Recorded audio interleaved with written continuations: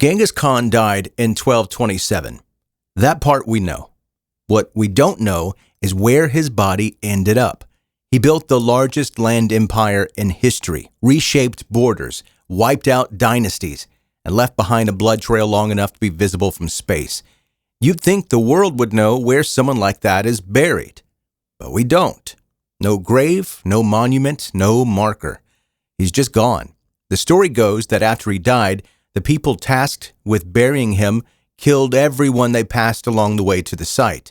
Then they killed the people who dug the grave. Then they killed themselves, all to keep it secret. 800 years later, it's still working. There are theories, of course. Some say he was buried under a river.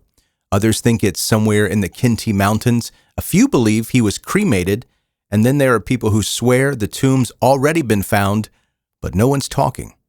And maybe the most powerful part of his legacy, not what he conquered, but what he made disappear. This story isn't about how he lived, it's about how he left.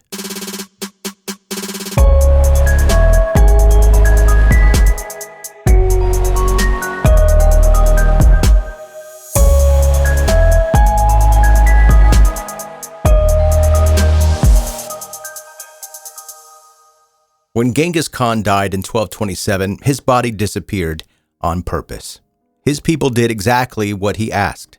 They buried him in secret. No markings, no public burial site. And for a long time, that was enough. His legacy was massive. His name alone carried weight. People didn't need to see a tomb to remember him.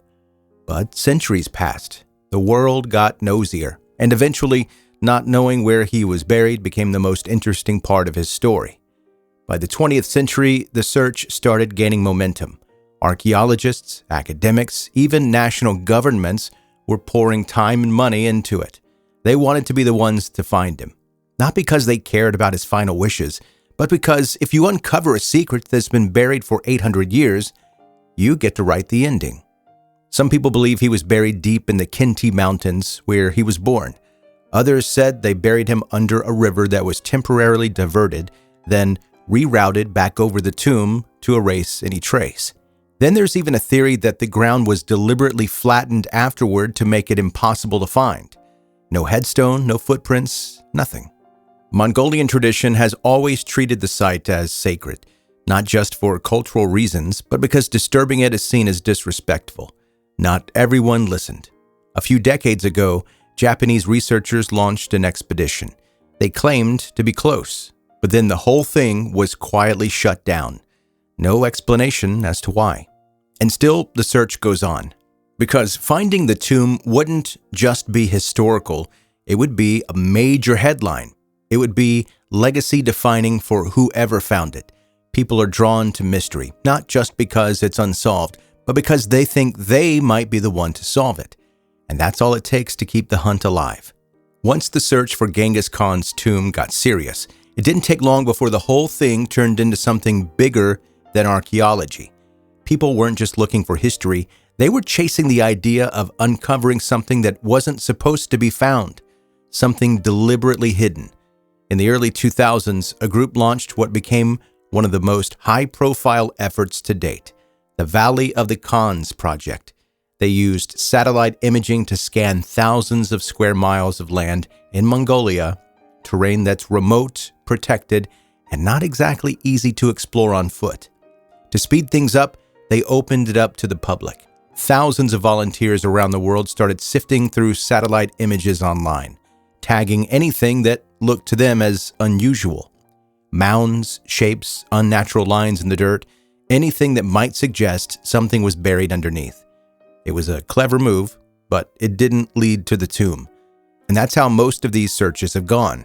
In the 1990s, there was a joint expedition between Japanese and Mongolian researchers. It got a lot of attention. They believed they were closing in on something significant, maybe even the burial site itself. But then the project was abruptly shut down. No official explanation. That silence made people very suspicious. Some believed they'd actually found the tomb and then were forced to stop. Others think they got too close, politically or geographically, because the area they were searching, Burkhan Khaldun, isn't just a patch of dirt. It's sacred land, legally protected, and deeply tied to Mongolian identity. So when a group of outsiders show up with equipment and maps digging near sites that are considered holy, it didn't go over very well. Other theories started bubbling up. Some said the Soviet Union secretly located the tomb during their occupation of Mongolia, but kept it classified. Others claimed the Chinese government might know more than they let on. Then there's even talk about modern construction sites near Inner Mongolia being built right over potential burial zones. The truth is, no one can say for sure what's real and what's speculation, because every lead ends the same way, with nothing. No bones, no chamber, no relics, just more questions and more people convinced that somebody knows the answer and they're not talking. And yet, the research never really stops, because for a certain kind of person, historian, adventurer, or just someone who doesn't like unsolved endings, this tomb isn't just a mystery, it's a challenge. Okay, let's say someone does find it, the tomb, the real one. You've got some high-tech team, boots on the ground, shovels in the dirt, and boom, there it is, the final resting place of the most feared man in history. So now what? Well, that's the part nobody really likes to talk about, because best case, we're talking about the biggest archaeological discovery since King Tut. Museums fight over the relics. Historians rewrite textbooks. Somebody gets a Netflix docuseries and starts selling hats. But worst case, it's a diplomatic disaster. You've got international teams digging in Mongolian sacred land, local communities furious, nationalists livid, politicians spinning it, not to mention a very real possibility that you just desecrated the remains of a national hero for the sake of content. And then there's the other thing. We don't know what's actually in that tomb. Maybe it's just bones and a sword. Maybe it's an underground labyrinth with gold, trapdoors, and an inscription that basically says, "Told you not to look here." Maybe it's cursed. And no, I don't mean in like a haunted doll cursed. I mean like ancient Mongol curse that ends in somebody getting very publicly humiliated on an international stage. Or maybe like Indiana Jones type cursed. I don't know. But it's also worth noting the Mongolian government has also shut down multiple searches. They're not playing. It's part cultural respect, part legal enforcement, and maybe a little superstition. But at some point, this stops being about history and starts being about whether we should know everything just because we maybe can.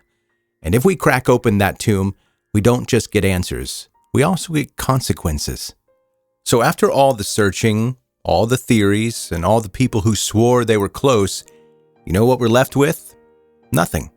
No one's found the tomb, not a single confirmed artifact, not a sliver of evidence, not even strong maybe. And somehow, that silence feels intentional. Genghis Khan built the largest land empire the world has ever seen. His name still carries power, and when he died, he asked for one thing: to disappear. No monument, no glory in death, just absolute secrecy. And somehow, in a world where everything eventually gets uncovered, he still is. There's something unsettling about that, not just because it's unsolved, but because it might be permanently unsolved. It doesn't matter how many drones you launch or how many experts you throw at it. If someone wanted this erased, they did a heck of a job. And maybe we're not supposed to find it. Maybe that's the point. I know that's what Genghis Khan wanted.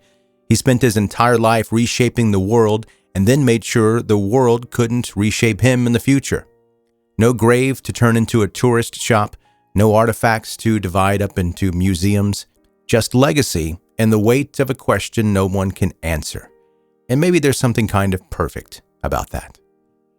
Thanks for listening to 10-Minute Mystery.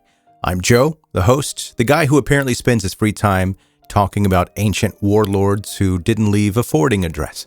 If you like this episode, go ahead and keep binging away on 10-Minute Mystery. There's a whole stack of stories just like this one, unsolved, unexplained, and sometimes just weird. And if you haven't checked out 10-Minute Murder, that's my other podcast. That's where the true crime lives. Same voice, mine, same vibe, but with more actual crime and fewer Mongol death wishes. You can follow along on social media or head over to 10minutemurder.com where you can find everything in one place. And if you know where Genghis Khan is buried, Maybe don't keep it to yourself, or do. I don't know. Cash in on it is what I would suggest. I'll be back soon with another mystery. See you next time.